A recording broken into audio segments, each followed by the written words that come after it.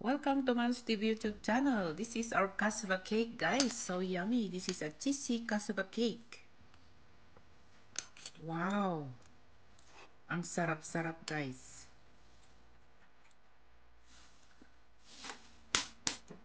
3 eggs.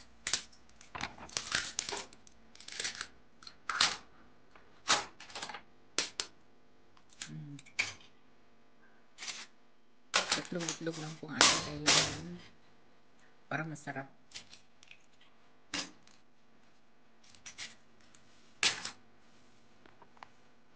Mix properly.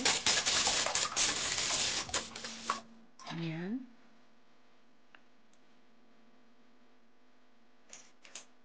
Gata, yung coconut cream. 2 cups.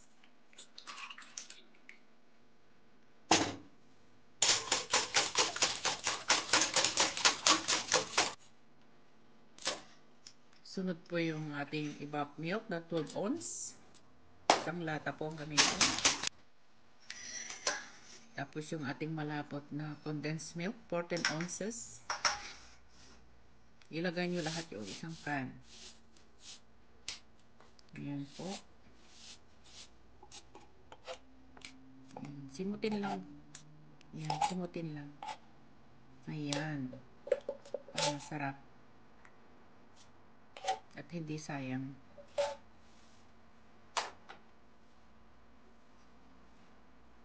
Ayan. Madali lang gawin ito, guys.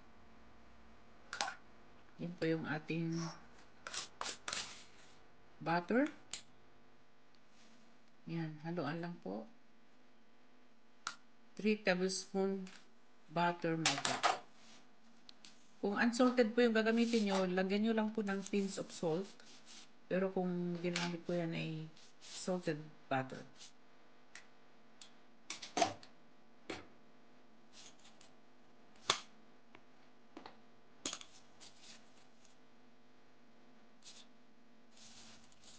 Yan na po yung ating cassava na grated. 2 pounds.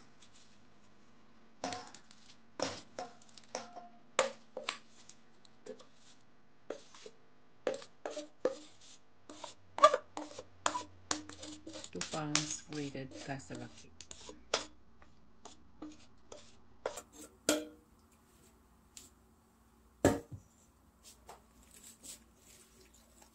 Haluin lang po. Haluin ang haluin. Yan. Haluin lang hanggang sa mahalo ng mabuti.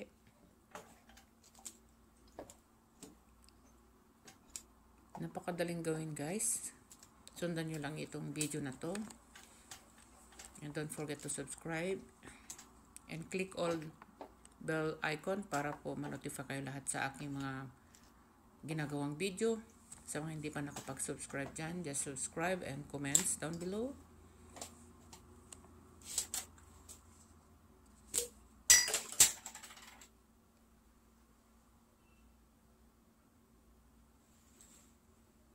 Vanilla.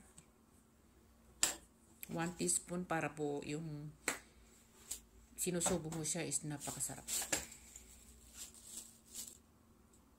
Tapos yung ating cheddar cheese.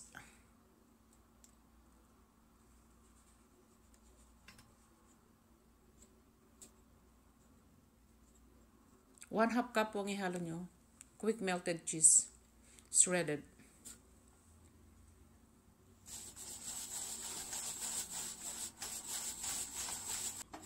Haluin ng mabuti. Just mix it.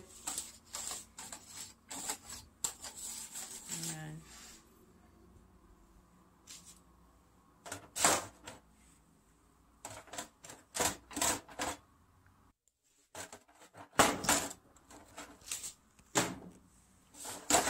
Ang ating gamitin molder.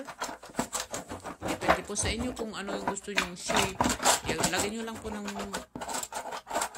butter dyan sa pan, dyan sa molder.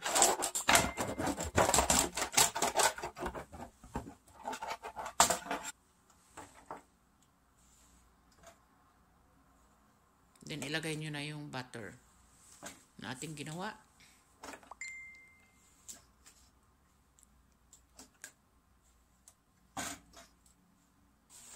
Mga kalahati po ng molder. Huwag nyo lang pong punuhin. Ayan po. Yan na yung ating mga molder na gagamitin. May pang-pamilya, pang-regalo, at pang-benta. Yan. Yan, ready na po yung ating oven. Preheat ko na po yan ng 375.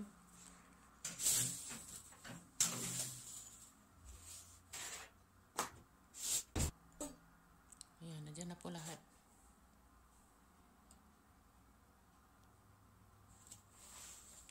Yan na po yung ating toppings.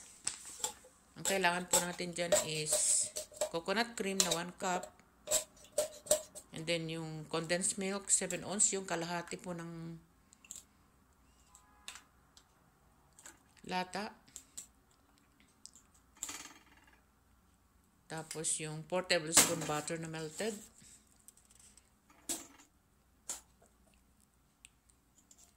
At ang huli natin ilagay is yung shredded cheese, 1 cup.